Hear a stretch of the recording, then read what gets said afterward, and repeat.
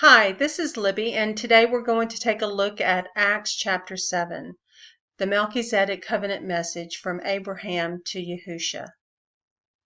Now, keep in mind that Stephen was living the covenant faithful life with Yahusha as his high priest of the Melchizedek order. He was sharing the good news, he was healing the sick, casting out demons, and performing many miracles. His brief ministry ended abruptly when he was seized and questioned. However, his ministry and words have echoed throughout time, and they were powerful words. His last words are recorded in Acts chapter 7, the Melchizedek Covenant Message. And if you have not had an opportunity to view a pictorial reading of Acts chapter 7 that I made for you guys, be sure to view that, because you really need to listen to the whole chapter to get the full picture, and then come back and watch this study together.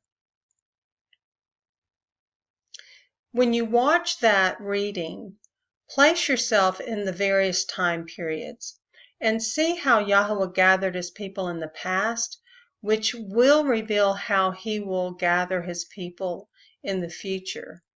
And I know that's very important to me, and it's really in the forefront of most of our minds these days, because we obviously are living in the last days. And you cannot help but wonder, how will he gather us? And so when you watch that pictorial reading, focus on how Yahweh communicated to his people then and how he communicates to us now. Under what circumstances made his people move as a group? So notice those when you look at that recording. You will find that many times those circumstances are adverse circumstances. But does Yahweh always prepare a way? He absolutely does. Has Yahweh always preserved his righteous lineage? He sure does. And he's made a way for us to be kings and priests of the Melchizedek order, which could have never been achieved under the Levitical Aaronic priesthood.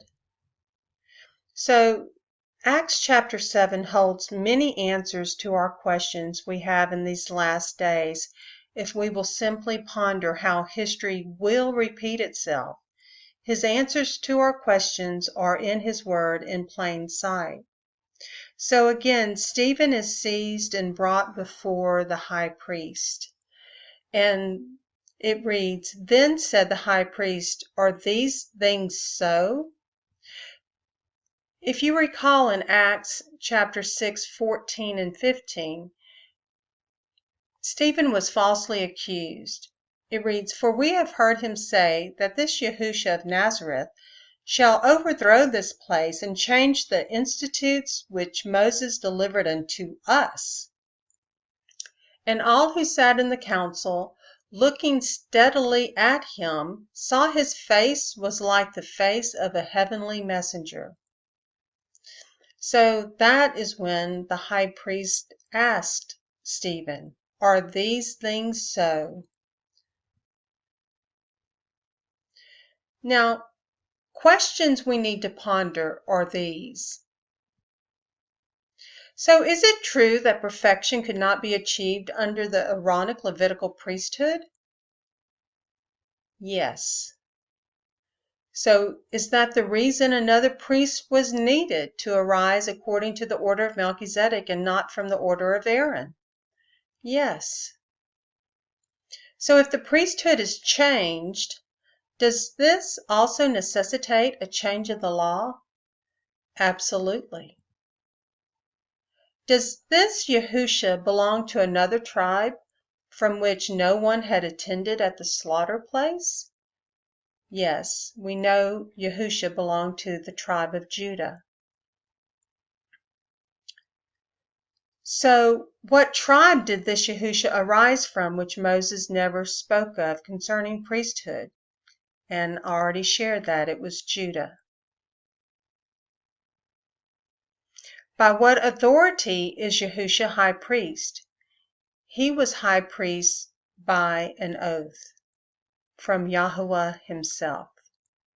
You can find all these answers in Hebrews chapter 7, verses 11 through 19. It's recorded.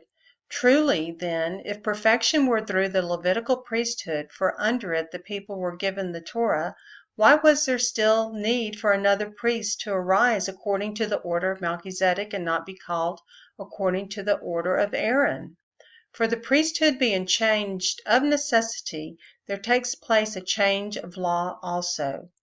For he of whom this is said belongs to another tribe from which no one had attended at the slaughter place.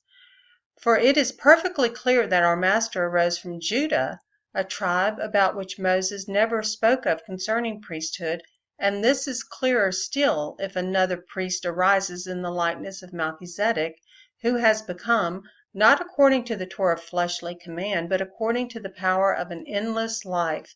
For he does witness, you are a priest forever, according to the order of Melchizedek, recorded in Psalms 110, verse 4. For there is indeed a setting aside of the former command because of its weakness and unprofitableness. For the Torah perfected not, but the bringing in of a better expectation through which we draw near to Elohim. And Stephen replied, Men, brothers, and fathers, listen. The Elohim of esteem appeared to our father Abraham when he was in Mesopotamia, before he dwelt in Haran, and said to him, Come out of your land and from your relatives, and come here into a land that I shall show you. And that is recorded in Genesis 12:1, and the promise goes on through verse 3, because it says, And Yahweh said to Abram, Go yourself out of your land, from your relatives, and from your father's house, to a land which I show you. And I shall make you a great nation, and bless you, and make your name great, and you shall be a blessing. And I shall bless those who bless you, and curse him who curses you. And in you all the clans of the earth shall be blessed. So it's so good and so important to know exactly where that promise is in his word, because our hope of redemption begins with this very promise. So make a note of that, where it's located, in case you ever need to reference it when you teach others. Then he came out of the land of the Chaldeans and dwelt in Haran. And from there, after the death of his father, he removed him to this land in which you now dwell. And he gave him no inheritance in it, not a foot of it, but he promised to give it to him for a possession, and to his seed after him, when as yet he had no child. So Stephen is meticulously going all the way back to the promise of Abraham, and he's walking the Sanhedrin through the Torah, through the prophets, through the writings, all the way into the gospel message of Yahushua HaMashiach. And he even goes into the future about the dwelling place of Yahweh.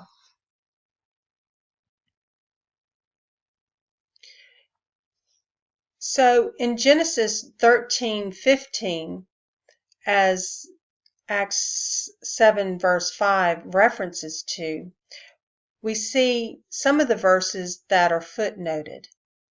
For all the land which you see, I shall give to you and your seed forever. And see, the word of Yahweh came to him, saying, This one is not your heir, but he who comes from your own body is your heir. And that verse is cross-referenced even further to Genesis 21:12.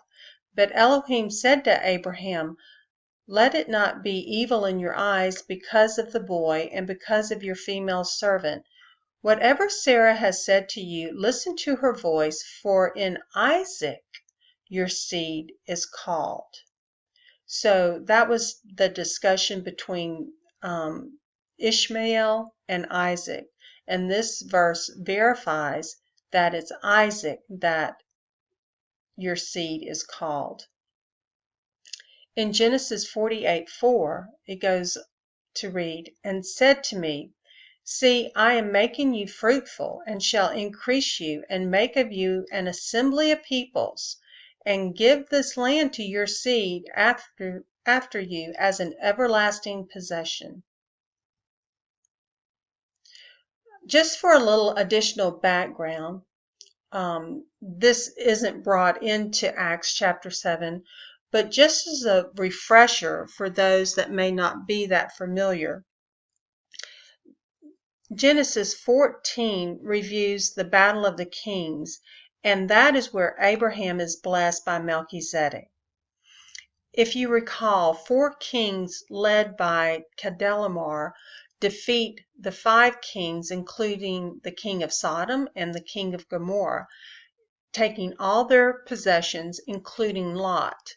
Well, word gets back to Abraham that Lot also was taken during that war. And Abram, with 318 of his servants, retrieves all, including Lot. And that truly is a miracle. And when he returns, he receives a blessing and partakes in wine and bread. And that is first mentioned with Melchizedek, king of Salem and priest of the Most High El, and tithes 10% of the spoils.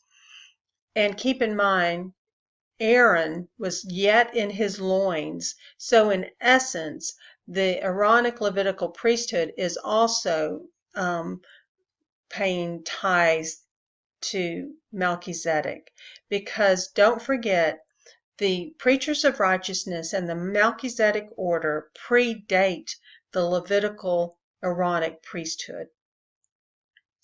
And then the king of Sodom approached Abraham and wanted to give him some of the spoils, but Abraham refused. And he doesn't even take a thread or a sandal strap. He only allowed the king of Sodom to provide food to strengthen his men. And there are a couple of views of thought on who Melchizedek was. Some believe it was Shem. Some believe it was Yahusha incarnate. So, and the reason behind that is because it states that Melchizedek was without mother or father. And I believe that phrase is misunderstood because under the Melchizedek priesthood, that opened the door for you and me. If we believe in Yahushua HaMashiach, we are welcomed from every tribe, tongue, people, and nation. Whereas under the Aaronic Levitical priesthood, you had to have the proper mother-father lineage. So when the scriptures refer to without mother or father, meaning without any type of lineage requirement except to believe and receive Yahushua HaMashiach as your Messiah and Savior. So I just wanted to say a few words about that. I hope that was clear. And then in Genesis 15, we see Abram ask Yahweh for a promise guarantee. Now that was really unnecessary, but he does ask Yahweh for a promise, if you will. I mean, for a guarantee, if you will, kind of like a signature, because in Genesis 15:8 it reads, "And he said, Master Yahweh, whereby do I know that I possess it? And Yahweh said to him, Bring me a 3-year-old heifer, a 3-year-old female goat, and a 3-year-old ram, and a turtle dove, and a young pigeon.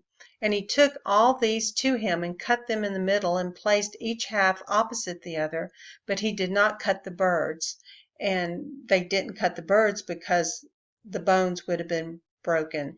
And this was a picture of Yahusha one day giving his life in our place for our sins. And it goes on to discuss in verse 17, a smoking oven and a burning torch passed between those pieces, meaning if broken, someone would now have to die. And we know that Yahusha died for our sins and removed our sins as far as the east is from the west.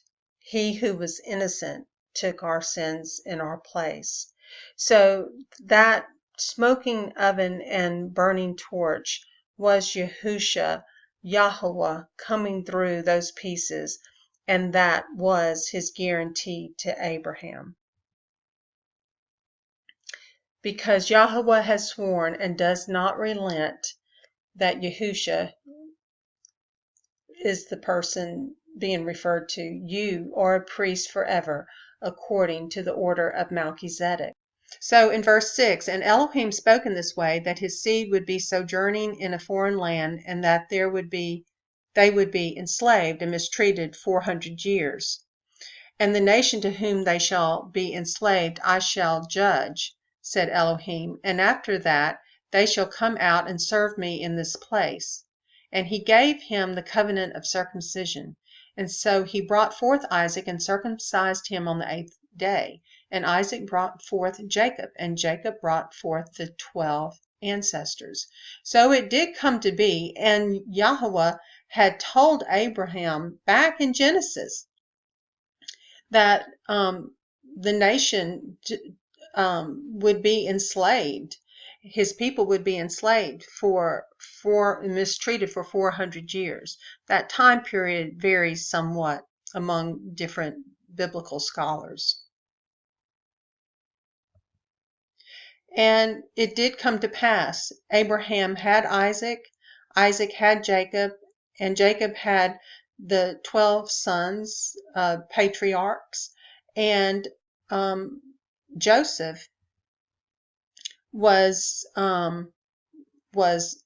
envied and envied by his other brothers, and we'll get into that as well. And also it stated that Abraham was given the covenant of circumcision, but we know now that our covenant of circumcision today is our circumcised heart. We read in Romans 2:28, a man is not a Jew because he is one outwardly, nor is circumcision only outward and physical. No, a man is a Jew because he is one inwardly, and circumcision is a matter of the heart, by the Spirit, not by the written code. Such a man's praise does not come from men, but from Elohim. And other verses that support that, just to name a few, is Deuteronomy 30, verse 6. Moreover, Yahweh, your Elohim, will circumcise your heart and the heart of your descendants. Jeremiah 4:4. Circumcise yourselves to Yahweh and remove the foreskins of your heart. Jeremiah 9:25. Behold, the days are coming, declares Yahweh, that I will punish all who are circumcised and yet uncircumcised. So ponder that one. And in John 5:44, how can you believe if you accept glory from one another, yet do not seek the glory that comes from the only Elohim? Yahweh does not share his glory. John 12:43, for they loved praise from men more than praise from Elohim. And we see that a lot to this very day. And in verse 9 it says, and the ancestors, becoming jealous, sold Joseph into Egypt, but Elohim was with him. So this is one of those adverse circumstances I was sharing with you at the introduction. And in verse 10, and delivered him out of his afflictions, and gave him favor and wisdom before Pharaoh, sovereign of Egypt. And he appointed him governor over Egypt and all his house.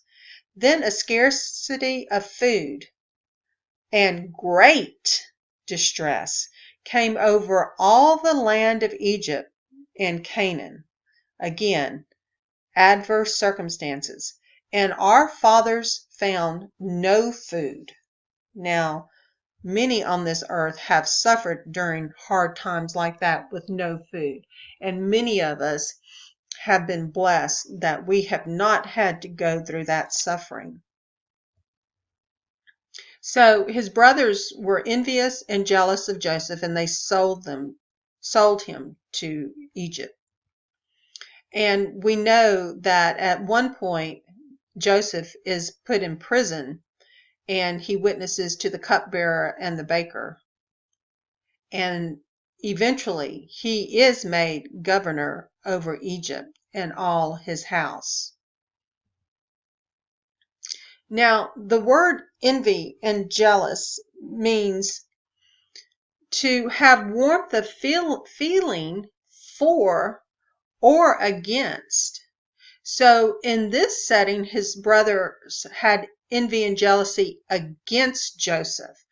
But another example of when you would see envy and jealousy for us, or in a positive way, is when you look up the definition, the cloak of zeal, because zeal is also called envy and jealousy, and Yahweh gives us his cloak of zeal. So that is an example of when envy and jealousy is good because of his great love for us. But Joseph's brothers meant harm toward Joseph, but Yahweh uses it for good. So they were experiencing a severe drought. There was no food. Look at that parched land. Look at there's no greenery. There's no sign of water. There's death in the crops. And many of our farmers, even to this day, struggle at times with weather conditions. And sadly, many of our farmers today are experiencing much hardship. Matter of fact, the increase of suicides are increasing among our farmers. They are already feeling the pressures of the corporations taking over and making it very difficult for the farmers that supply our very food to make ends meet. So please stay in prayer for our farmers. All across the earth, in various countries, farmers are committing suicide. And so I bind that strongman spirit of suicide in harming our farmers. And I bind any associated evil spirits associated with suicide. And I loose in the lives of our farmers and their families peace, love, and a sound mind.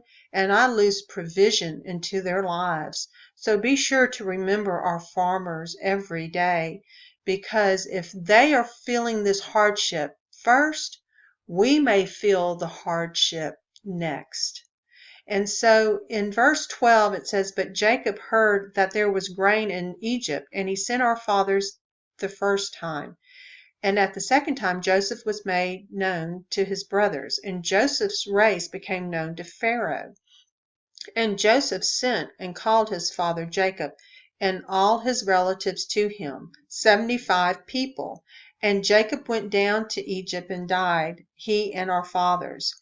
And there were brought over to Shechem and laid in the tomb that Abraham bought for a price of silver from the sons of Hamor, the father of Shechem. So Jacob was reunited with Joseph, and he does end up dying in Egypt. But as the scripture states, they brought him over to Shechem and laid in the tomb that Abraham bought for a price of silver from the sons of Hamor, the father of Shechem. But this is how Yahweh brought his people together. And this is Yahweh preserving his righteous lineage. Also, before Jacob dies, he speaks prophetic words into each one of the patriarchs' lives. And in Genesis 49:10, he speaks, "The scepter shall not turn aside from Judah, nor an inscriber from between his feet, until Shiloh comes, and to him is the obedience of peoples, binding his donkey to the vine, and his donkey's colt to the choice vine. He washed his garments in wine, and his robes in the blood of grapes." So that was Jacob prophesying that Yahusha would come, and he would rule. He would have the Melchizedek scepter to rule and reign. So we see that the righteous line was preserved. And I wanted to bring to our attention too, since we also did that forum with Gil Broussard about Planet 7X, that body, Planet 7X, could have very easily been the driving force that caused this drought, that caused the famine, but also made the heavens look like the sun and moon were bowing down to Joseph. And you can read those scriptures in Genesis 41 and over here in Genesis 37. And I'm trying to see. Yeah, it says, see the sun. Let's see. The sun and the moon and the 11 stars seem to bow down. So it would have been during that geographical pole shift, only of 26 to 28 degrees, that would make the heavenlies look like that was happening in Joseph's dream. So that is pretty neat that correlates to what such a planet could bring about. And I just wanted to point that out. And if you haven't watched that question and answer forum with Gil Broussard, please take some time and listen to it, because it's just regular people like me and you seeking answers, and Gil has that great background to answer many of our questions. And just the fact that there's a difference between a geographic pole shift and a magnetic pole shift, because as I understand it, a magnetic pole shift, you could do a 180 and not have that much of significant notice, but I mean, a geographic pole shift of 180 would be catastrophic. But in this instance, this is just depicting a pole shift of 26 to 28 degrees geographically that such a planet could cause. So that is some research that Gil Broussard has done, and please check out his work at his YouTube channel, Planet 7X. In Acts chapter 7, it goes on in verse 17 through 21. But as the time of the promise, I mean, here's the promise, drew near, but as the time of the promise drew near, which Elohim had sworn to Abraham, the people increased and multiplied in Egypt, until another sovereign arose who did not know Joseph. Having dealt treacherously with our race, this one mistreated our fathers, making them expose their babies so that they should not live. At that time Moses was born, and he was well pleasing to Elohim, and he was reared 3 months in the house of his father. But when he was exposed, the daughter of Pharaoh took him up and reared him as her own son.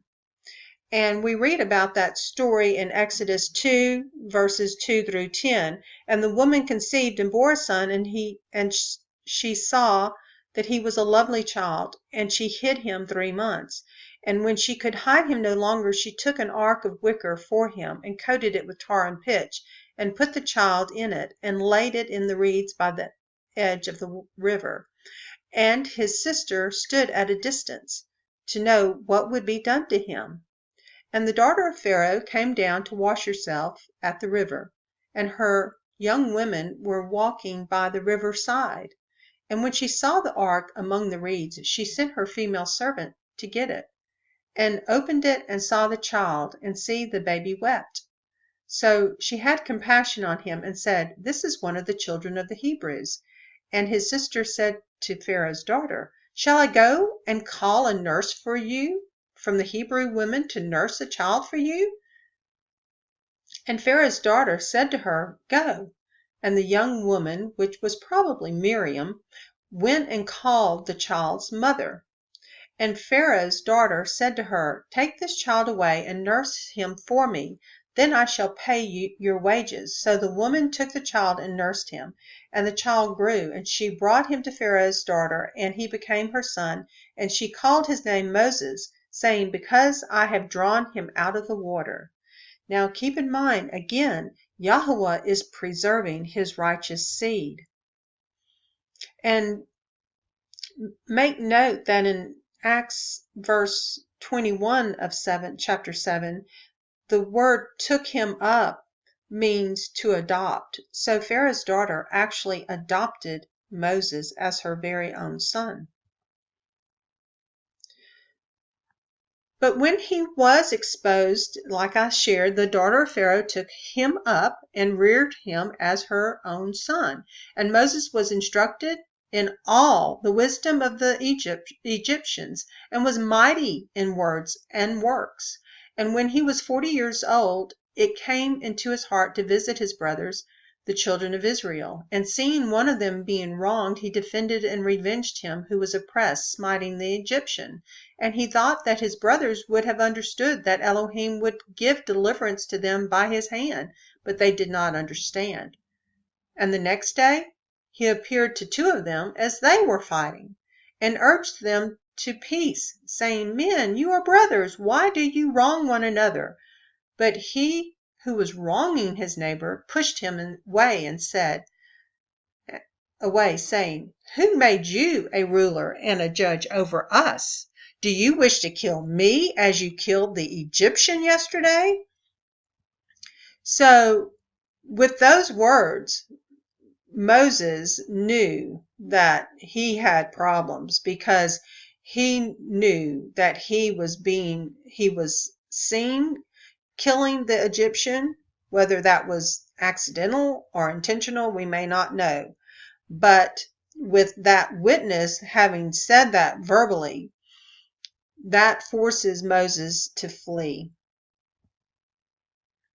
So even though Moses felt like he had that inner calling that he would one day lead his Yahweh's people out of Egypt, he may have been acting ahead of Yahweh at that time, or maybe not, but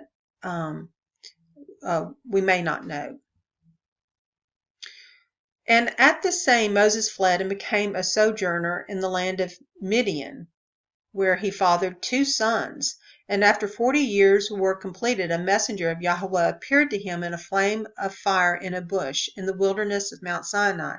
And Moses, seeing it, marveled at the sight, and coming near to look, the voice of Yahweh came to him.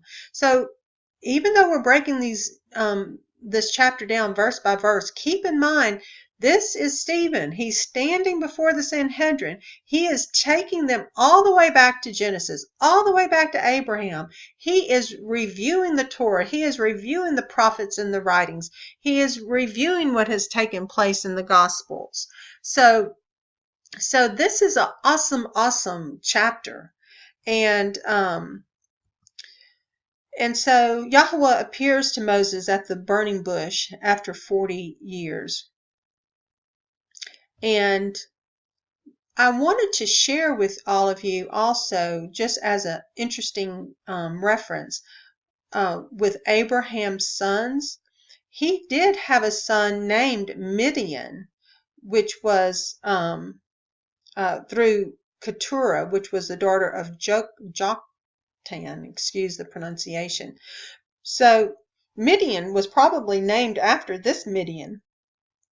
And so that's interesting to note that connection, because there's questions about who exactly was Jethro. Jethro was the father-in-law of Moses and father of Zipporah, and we know Moses married Zipporah. In Exodus 2:16, where he is described, this is Jethro, where Jethro is described as a priest of Midian.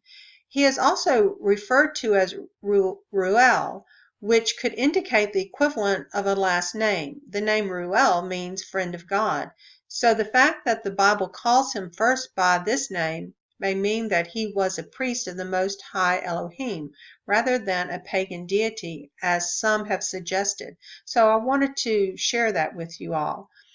In Exodus 2, it says, details the account of Moses' first encounter with Jethro. When Moses was on the run from Pharaoh after having killed an Egyptian, he found himself in Midian by a well, and Jethro's 7 daughters were shepherdesses. Over the course of time, Jethro gave his daughter Zipporah to Moses for a wife, and they had 2 sons. And then, of course, Moses is called at the burning bush. And Jethro is highlighted again in Exodus chapter 18. Moses had sent Zipporah and their sons back to Midian rather than take them to Egypt, perhaps because of the dangers. But it goes on in chapter 18 of Exodus. Jethro brings Zipporah and the children to Moses at Sinai. And when he does, Jethro gives Moses some advice on how to delegate authority, because otherwise he was saying, Moses, you're going to wear yourself out. And so Jethro is wise, and Moses values that and takes his instructions. And just for a little background history, who was Moses' mother? Now, Moses' mother was Jochebed. She was a Hebrew woman living in slavery in Egypt before the Exodus. She was the daughter of a Levite, and she was married to Amram, another Levite. So Moses had double Levitical heritage. And Jochebed married her nephew. Thus, she was Amram's aunt as well as his wife. So we know that in addition to having Moses, Jochebed had Miriam, and also Jochebed had Aaron. In verse 32, saying, I am the Elohim of your fathers, the Elohim of Abraham, and the Elohim of Isaac, and the Elohim of Jacob. And Moses trembled and did not have the courage to look. So he's still in front of that burning bush. But Yahweh said to him, take your sandals off your feet, for the place where you stand is set apart ground. I have certainly seen the evil treatment of my people who are in Egypt, and I have heard their groaning and have come down to deliver them. And now come, let me send you to Egypt. This Moses whom they had refused, saying, who made you a ruler and a judge? This one Elohim sent to be a ruler and a deliverer by the hand of the messenger who appeared to him in the bush. So Moses is called to initiate the promise given to Abraham. Just like Yahweh told Abraham, this promise would not come to fruition for approximately 400 years, even though I've shared earlier that that time frame varies in interpretation. And also, some cross-reference scriptures are valuable at this point that I wanted to interject here. In Galatians 3:15-21, it says, brothers, as a man I say it, a covenant, even though it is man's, yet if it is confirmed, no one sets it aside or adds to it. But the promises were spoken to Abraham. Where were those promises spoken to Abraham?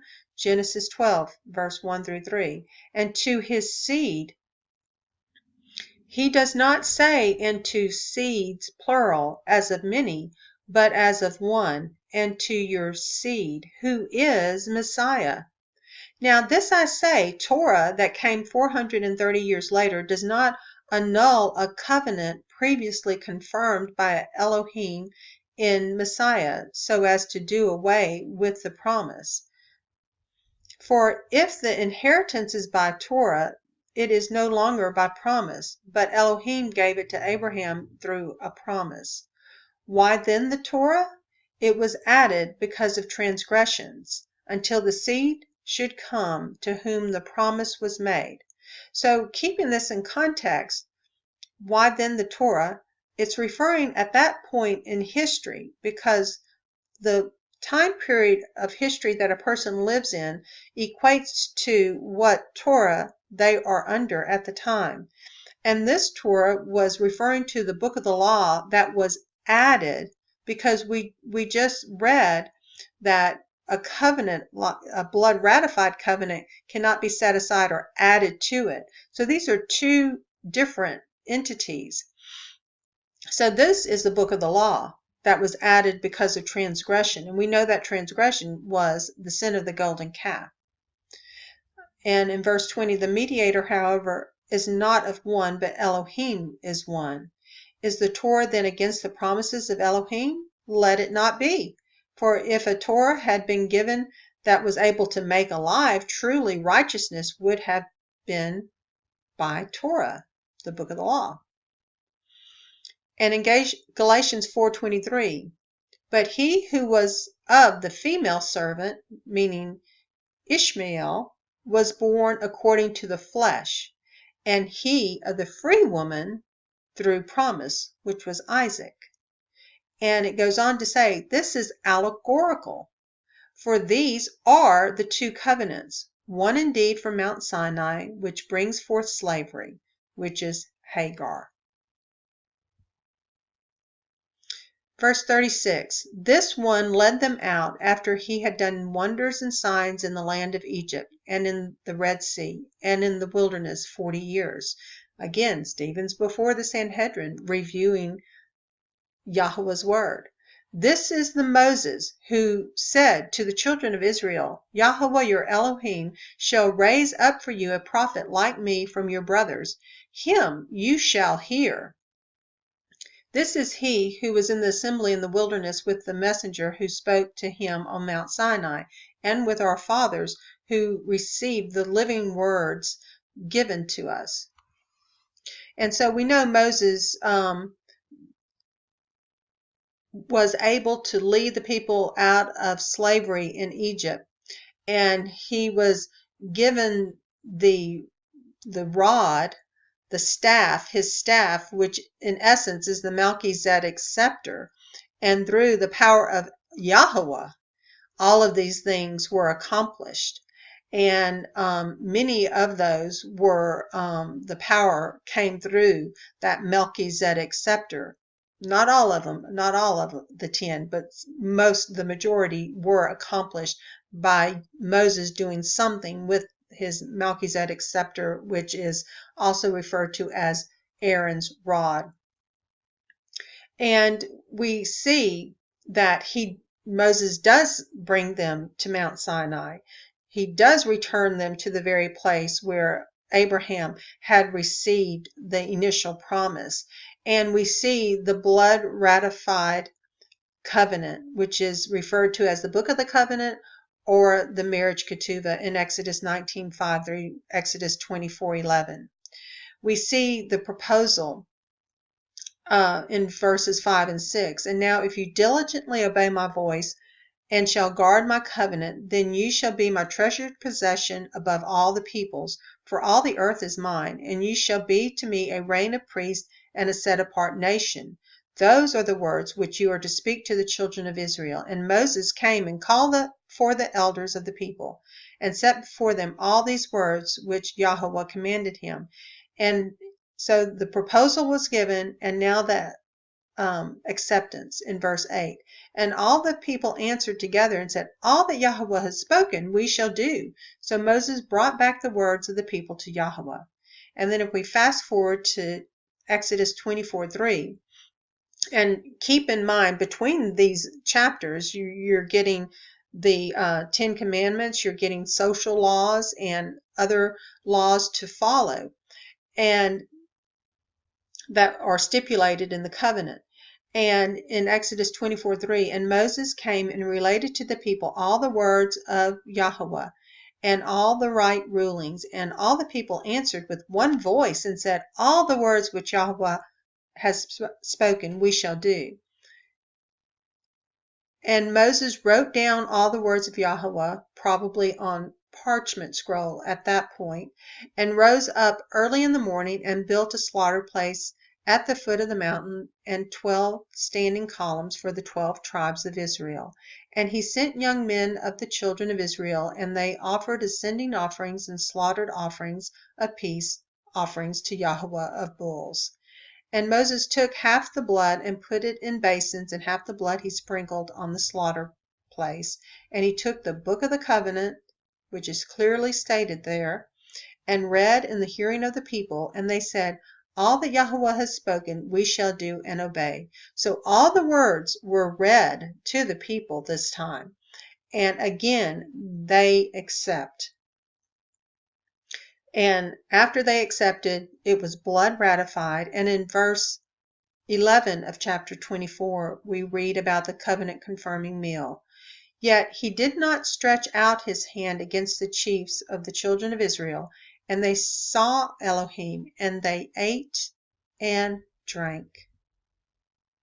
And back in Acts chapter 7, verse 39, unto whom our fathers would not become obedient, but thrust away, and in their hearts they turned back to Egypt, saying to Aaron, make us mighty ones to go before us, for this Moses, who led us out of the land of Egypt, we do not know what has become of him.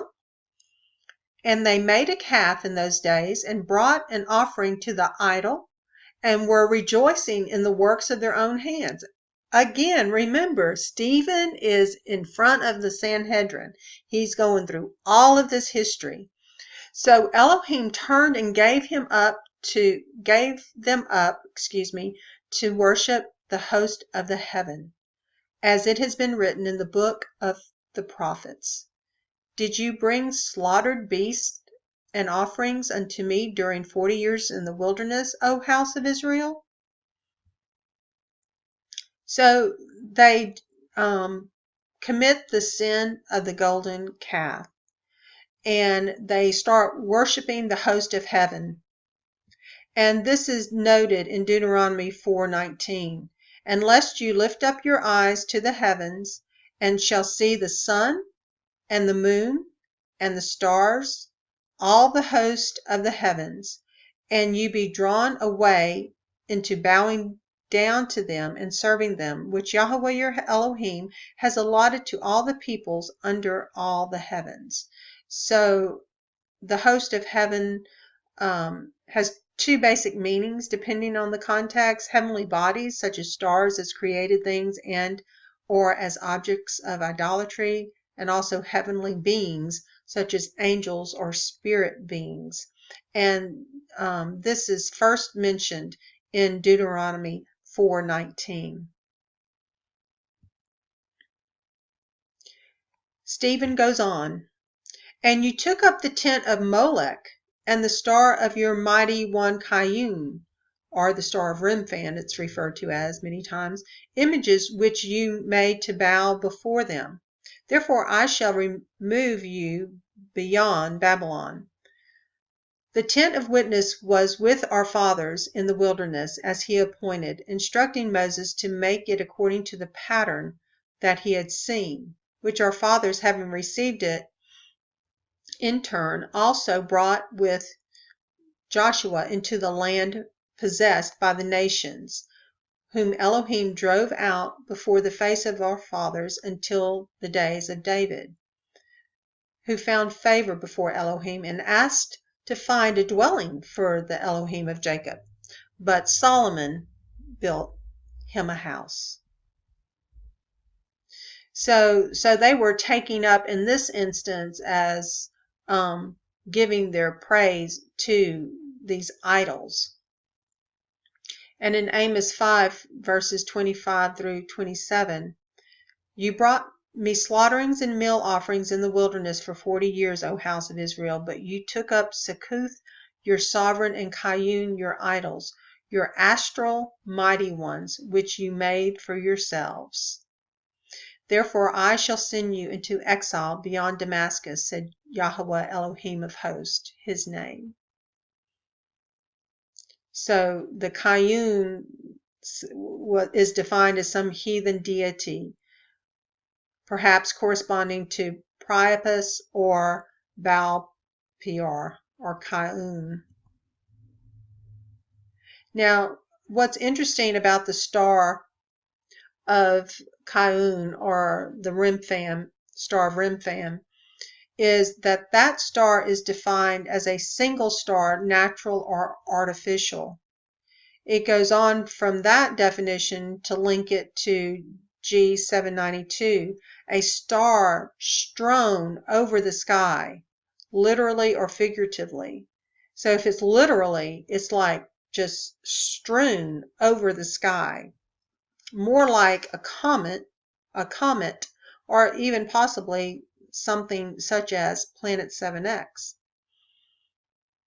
And then that links to the definition G4766, which further describes being like strewn or strown, as previously stated there. That is to spread as a carpet. So you see the spread of the star going across the sky. And to this very day, we see the idolatry worship.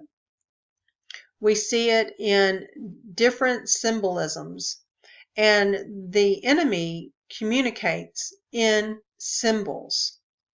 That's why the being aware of what these symbols mean to them. It may not mean the same to everyone, but many of these symbols have been taken by the enemy to mean evil and to be used to communicate their wicked deeds. So that's how the star of Remphan got associated with idolatry, because that's exactly what it was. Now, many people may see this star and not see it that way, but to the fallen, it is their symbol. And we see it even on our money today. We see the comparisons between the Egyptian figures and things just like the phoenix that they call an eagle, but many say that is more a phoenix rather than an eagle. We see the star of Remphan that is described above the phoenix, if you will, which looks very similar to this Egyptian drawing here. We know that the worship of Baal looked like this, and today it looks like this. We see the black sun. We again see this sun with wings, you know, that could have been described as a star with wings or being strewn across the heavenlies. We see this picture also in this carving in the bottom right hand corner, which looks very similar to this. So it's beyond just the sun worship. It was other things they saw in the heavenly realms, whether comets, whether planet 7X passing by, and so forth. And there's a lot of misinformation out there about Planet X, and please note that that is why Gill has done his research and titled it Planet 7X, because that planet is approximately 5 to 7 times the size of Earth, and it has an orbit that is irregular. So it's not on a set pattern when it does come into our atmospheric rotation. So just keep that in mind. In verse 48, Stephen goes on to say, however, the Most High does not dwell in dwellings made with hands, as the prophet says, the heaven is my throne, and earth is my footstool. What house shall you build for me, says Yahweh, or what is the place of my rest? Has my hand not made all these? You stiff-necked and uncircumcised in heart and ears, you always resist the set-apart spirit as your fathers did. You also do. And this is what Yahweh is saying, that, you know, he doesn't dwell in dwellings made with hands. And to this day, the Ruach HaKodesh dwells in us. So we have his spirit living in us and through us. So we are Yahweh's temple. And also in Revelation 11:19 it reads, and some translations call this the dwelling. I like the dwelling better. And the dwelling of Elohim was open in heaven, and there was seen in his dwelling the ark of his testament. And there were lightnings and voices and thunderings and an earthquake and great hail. Also in Revelation 3:21, to him that overcometh will I grant to sit with me in my throne, even as I also overcame and am set down with my Father in his throne.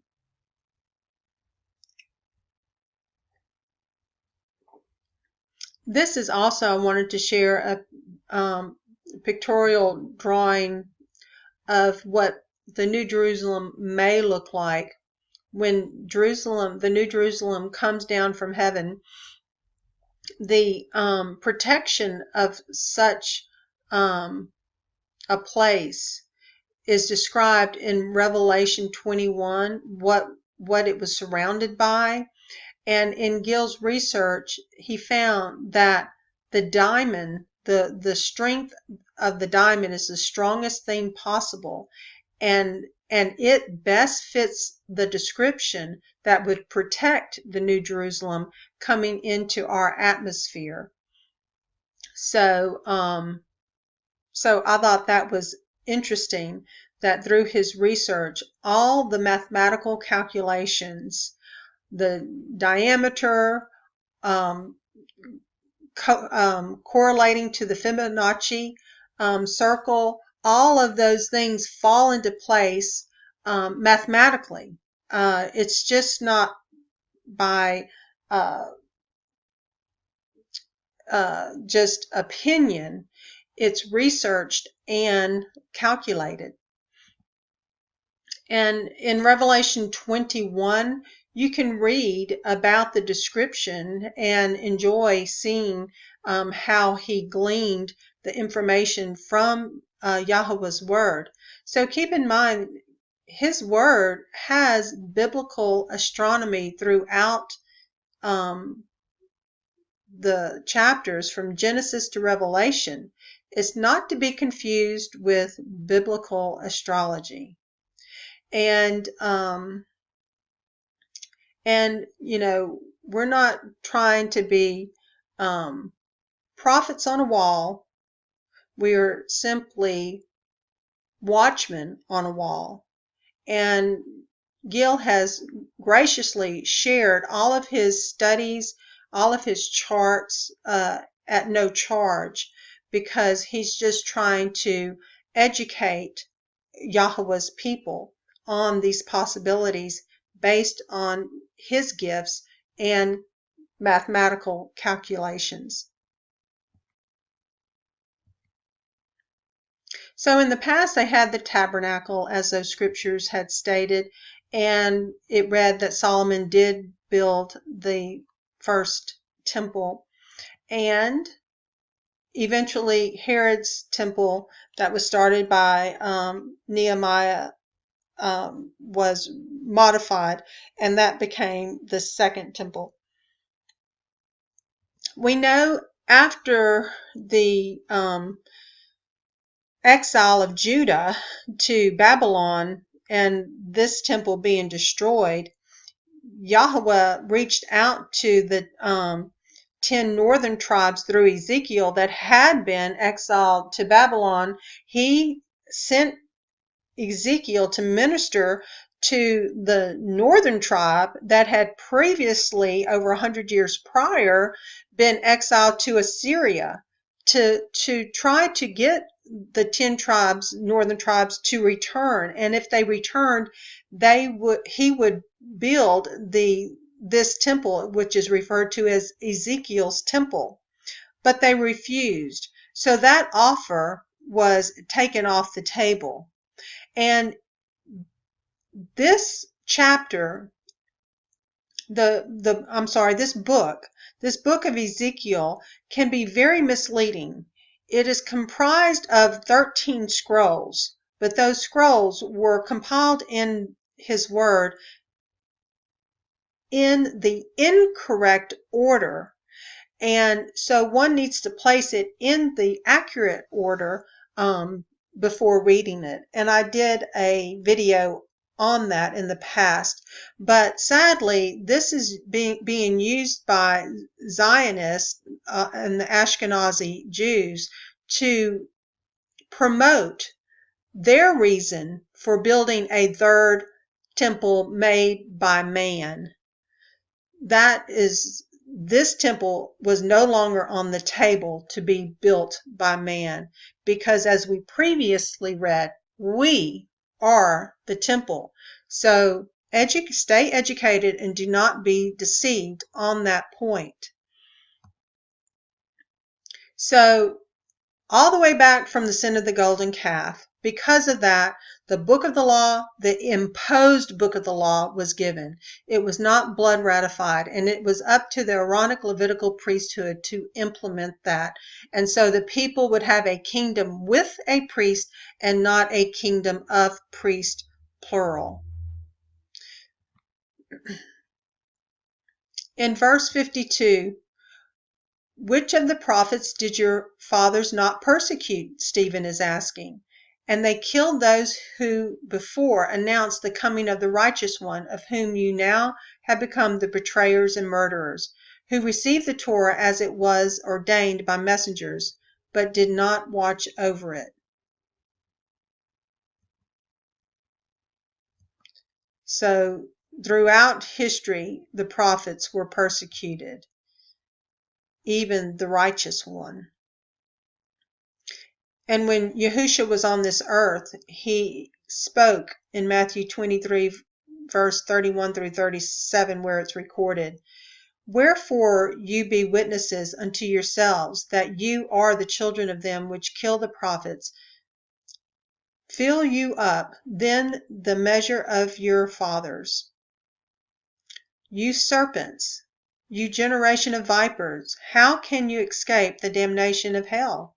Wherefore, behold, I send unto you prophets and wise men and scribes, and some of them you shall kill and crucify, and some of them shall be scourged in your synagogues, and persecute them from city to city, that upon you may come all the righteous blood shed upon the earth, from the blood of righteous Abel unto the blood of Zacharias, son of Barachias, whom you slew between the temple and the altar. Verily I say unto you, all these things shall come upon this generation. O Jerusalem, Jerusalem, thou that killest the prophets, and stonest them which are sent unto thee. How often would I have gathered thy children together, even as a hen gathered her chickens under her wings, and you would not. So that's pretty well stated there, and that's pretty much what Stephen is presenting to the Sanhedrin. So then finally it's going to result in the stoning of Stephen. And hearing this, they were cut to the heart. Why? Because his word is sharper than any two-edged sword, and gnashed the teeth at him. But he, Stephen, being filled with a set-apart spirit, looked steadily into the heaven, and saw the esteem of Elohim and Yahusha standing at the right hand of Elohim. And he said, Look, I see the heavens open, and the Son of Adam standing at the right hand of Elohim. And crying out with a loud voice, they stopped their ears and rushed upon him with one mind, and threw him out of the city and stoned him.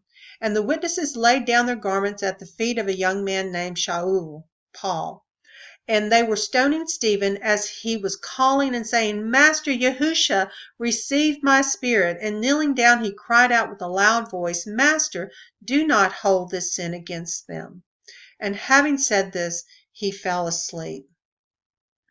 So Stephen was being persecuted, and my definition of persecution is being the recipient of attacks, imprisonment, or death by the physical manifestations of individuals, allowing their flesh to be used as instruments by Satan or Hasatan, whom are being demonically possessed or oppressed, because we know that we do not battle against flesh and blood, but against powers and principalities, rulers of darkness, and spiritual wickedness in heavenly places.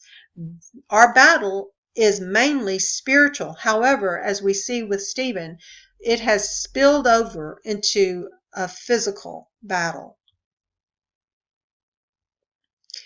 And Stephen has anointed eyes. He's not focused on their gnashing teeth at him.